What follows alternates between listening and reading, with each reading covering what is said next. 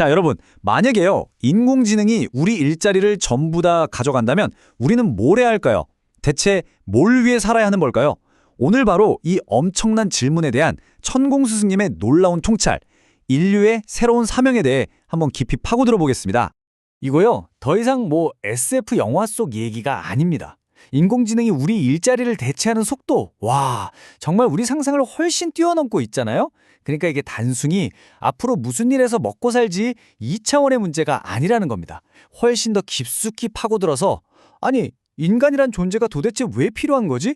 하는 아주 근본적인 질문 앞에 우리가 딱 서게 된 거죠. 자, 천공수 스님께서는요, 인류의 진짜 위기가 AI 같은 기술 발전이 아니라고 하십니다. 진짜 문제는 바로 우리 안에 있다는 거죠. 그 위기의 정체가 뭐냐? 바로 나부터 살고 보자는 이 생각, 이 끝없는 이기심이라는 겁니다. 한번 생각해보세요. 지금 우리가 물질적으로는 인류 역사상 가장 풍요로운 시대를 살고 있잖아요? 그런데 왜 이렇게 마음은 더 외롭고 텅 빈 것 같을까요? 이상하지 않으세요? 천공스승님께서는 그 원인을 바로 끝없는 경쟁, 그리고 나만 잘 되면 그만이라는 생각에서 딱 짚어내십니다.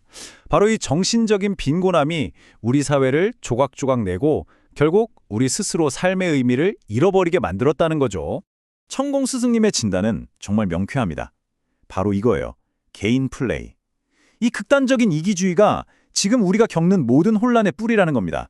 너도 나도 자기 이속만 챙기기 바쁘니까 우리가 더 큰 공동체 안에서 함께 살아가야 한다는 그 중요한 사명, 그 역할을 까맣게 잊어버렸다는 거죠.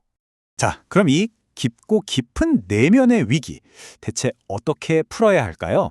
놀랍게도 천공수생님께서는 그 해답이 아주 멀리 있는 게 아니라고 하십니다. 바로 우리 민족의 DNA 속에 잠들어 있는 아주 오래된 지혜, 우리가 잊고 있던 어떤 철학의 그 답이 있다는 거죠. 그 핵심, 바로 홍익인간 정신입니다. 많이 들어보셨죠?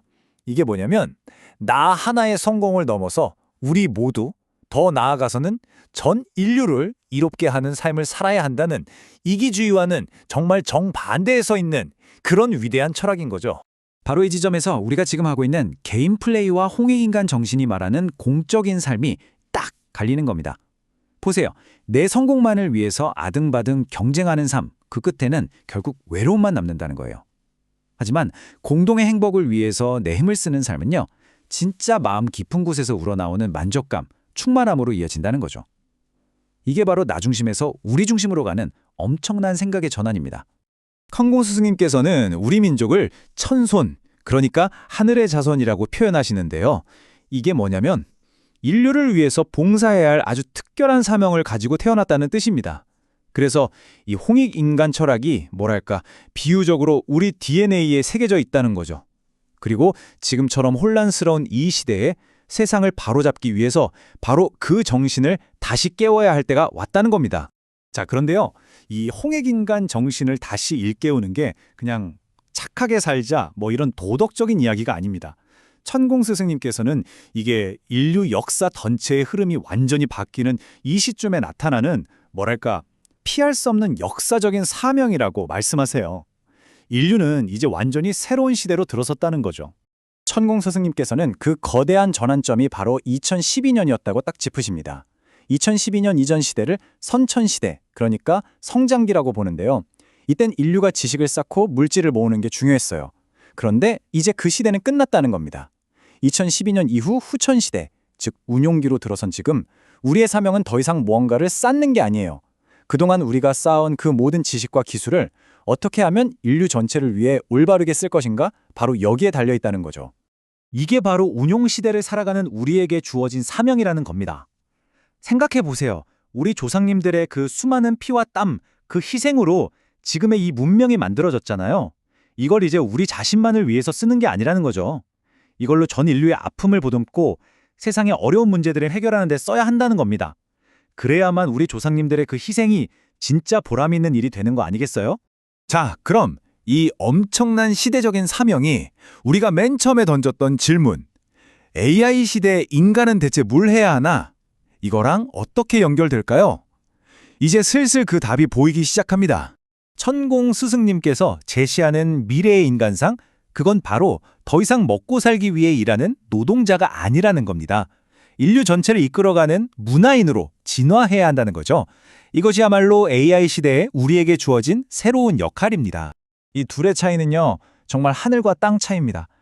단순하게 물건 만들고 일하는 건 이제 AI가 다 할 수 있어요. 하지만 문화인은 기계가 절대 못하는 일을 합니다. 예를 들면 사람들 고민을 진심으로 들어주고 더 나은 사회를 만들기 위해 함께 머리를 맞대고 또 새로운 아이디어나 예술 같은 콘텐츠로 세상에 영감을 주는 일들 말이죠. 이게 바로 인간만이 줄 수 있는 아주 특별한 에너지라는 겁니다. 미래 사회는 이런 모습일 겁니다. 예를 들어서 카페가 더 이상 그냥 커피만 파는 곳이 아니에요. 사람들이 모여서 특정 주제, 환경 문제라든지 교육 문제에 대해 같이 토론하고 해결책을 찾는 그런 테마 연구소가 되는 거죠. 바로 이렇게 사람들끼리 만나서 교류하고 지혜를 나누는 것, 그 자체가 새로운 가치를 만들어내는 시대가 열린다는 겁니다. 자, 그럼 이 엄청난 비전, 알겠다, 좋은 말이다 하고 끝낼 게 아니라 당장 내 삶에는 어떻게 적용할 수 있을까요? 천공 스승님께서는 아주 명확한 원리 하나를 통해서 그 구체적인 방법을 알려주십니다. 대자연의 법칙에서 찾은 원리라고 해요. 우리 삶을 움직이는 아주 근본적인 원리가 있다고 합니다. 그게 바로 3대 7의 법칙인데요. 이 법칙만 제대로 이해하면 우리가 앞으로 어떻게 살아야 할지 길이 보인다고 합니다. 이 법칙, 무슨 뜻이냐면요. 내가 가진 재능이나 내가 처한 환경, 그러니까 태어날 때부터 주어진 것들은 내 인생에서 딱 30%밖에 차지하지 않는다는 거예요. 그럼 나머지 70%는 뭐냐? 바로 그 30%를 가지고 내가 다른 사람과 사회를 위해서 어떻게 노력하고 기여하며 사느냐? 여기에 진짜 내 인생에 달려있다는 뜻입니다. 이 원리는 우리 삶의 모든 부분에 그대로 적용됩니다. 예를 들어 자녀 교육을 한번 볼까요? 훌륭한 부모는 아이 인생을 100%다 책임져 주지 않아요. 아이가 스스로 자기 인생의 70%를 만들어 나갈 수 있도록 든든한 버팀목이 되어주는 30%의 역할만 딱 해주는 거죠. 우리 각자의 삶도 똑같습니다. 나에게 주어진 30%의 재능을 발판으로 삼아서 세상을 널리 이롭게 하는 그 70%의 삶을 살아내는 것, 그게 바로 우리의 사명이라는 겁니다. 여기서 정말 중요한 점이 있습니다. 이 홍익인간이라는 게 특정 민족만을 위한 얘기가 아니라는 거예요.